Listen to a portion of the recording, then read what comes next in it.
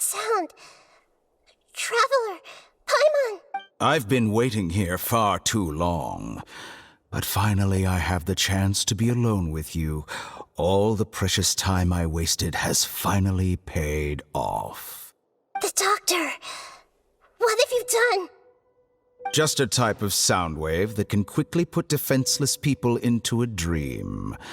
As I expected, it doesn't have any effect on gods. This is the only thing of interest I found among the sage's research.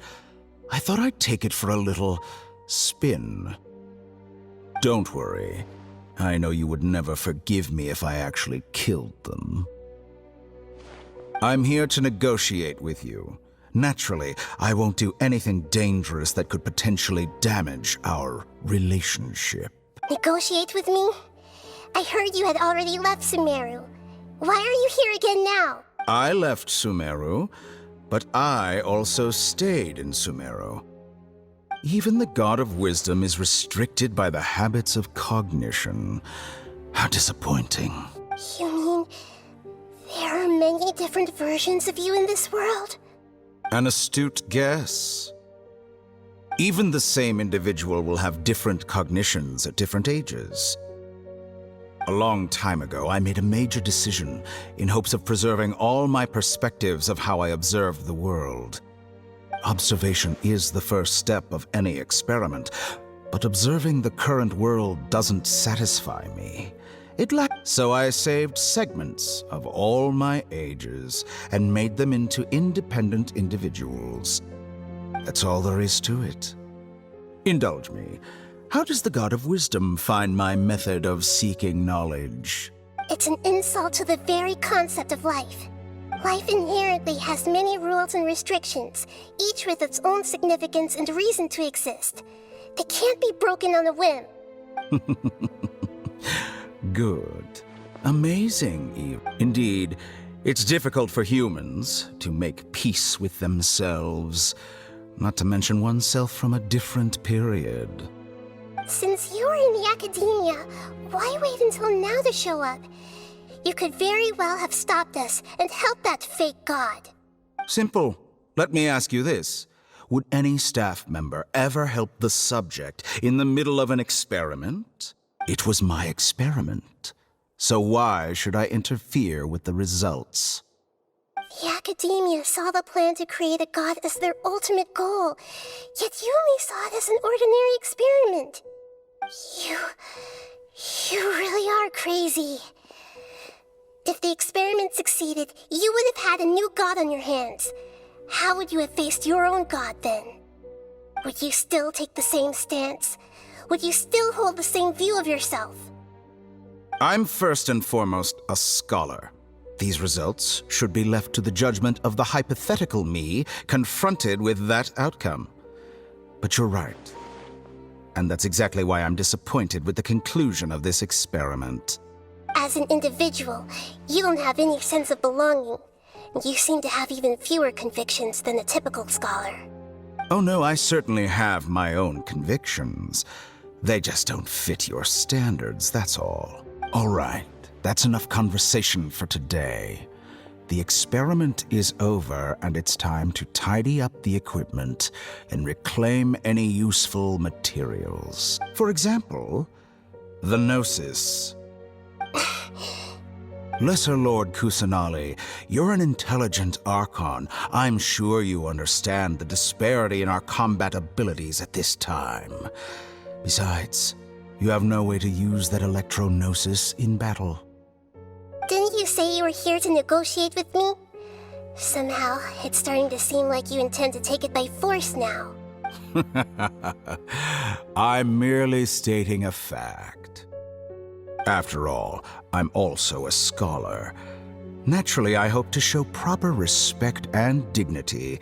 Your hypocrisy is built on absolute confidence. I understand your scheme, but... what if I were to destroy the Gnosis now and awaken the heavenly principles? Awaken the heavenly principles? Do you think that's really possible? The heavenly principles have been silent for many years, but the Gnosis are symbols of their control over Teyvat and all the laws. Will the destruction of a Gnosis attract the attention of the heavenly principles?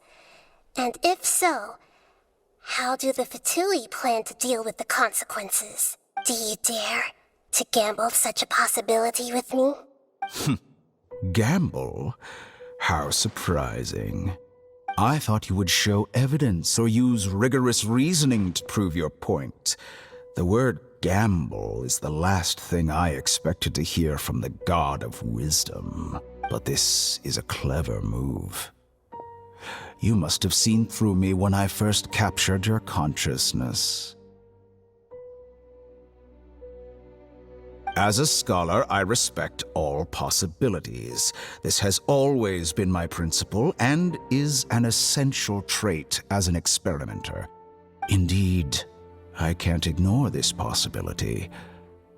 So tell me then, what are your conditions? This foreign Gnosis will only lead to disaster if it stays in Sumeru. But this Electro-Gnosis is the prize I obtained after defeating one of your fellow Harbingers. Now, as the one who initiated this cascade of events, shouldn't you pay the corresponding price? Price? Interesting. What price would you have me pay? How about erasing all your other segments? So this is how you wish to restrict me, the most threatening opponent of the Nation of Wisdom. What you request of me is like plucking out the eyes I have placed in the dimension of time. Segments are extraordinarily difficult to make. They require extremely rare resources and enormous amounts of time and effort, requiring me to destroy them all here and now. Bravo. Yes, how very interesting. Can I assume that you have long been wary of me? Among all the versions of me, this segment you see now is the most selfish. If it weren't me, your idea wouldn't have worked. What did you see when you were imprisoned? You were observing me, and that's how you know I've long grown tired of their doubts and endless arguments. Like you said, it's difficult to make peace with yourself. Being as smart as you are, have you managed to do that? I see. If you think all those versions of me are worth a gnosis, then deal. You sure didn't hesitate much. Is the relationship between all the versions of you really that bad? I don't think there's any need to dwell on that. The surplus versions of me can be exchanged for a gnosis. Do you think anyone can offer themselves at a higher price? Besides, with my abilities, it's only a matter of time until I find better perspectives. Perhaps it's best to say, you're just temporarily ahead. But what I'd like to know is, how can you be sure that I've really erased them? I can see your remaining honesty.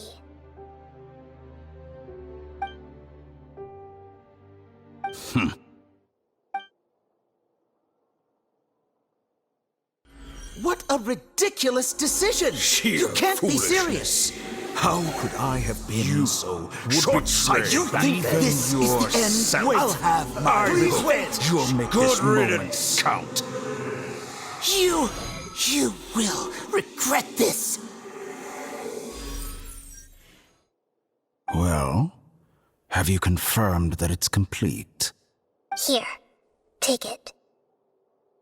The future of Sumeru City will be in my hands alone.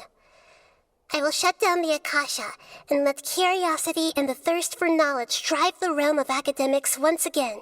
There won't be any further gaps for you to exploit. It truly pains me that my academic achievements have never been appreciated in my homeland. Of course, I have no interest in being rejected by this city for a third time. Another chess piece. And where is your dendrognosis? Don't be greedy, Harbinger of Snezhnaya. No, this is a different transaction. If you intend to turn off the Akasha anyway, then there's no further use for the Gnosis of Sumeru, is there? Besides, isn't it the Archon's duty to deliver what's desired of the Seeker? Oh, judging from your expression, you don't seem to find the idea very agreeable. Then let's think of it this way. Since you're the god of wisdom, how about I exchange some knowledge with you? People exchanging knowledge with the god of wisdom is the stuff of legends. Yet here you wish to exchange knowledge for the god of wisdom's property. Arrogant as that is, it has piqued my interest. Let me ask you, have you in all your mighty knowledge ever heard the rumor that the skies of Tevat are fake?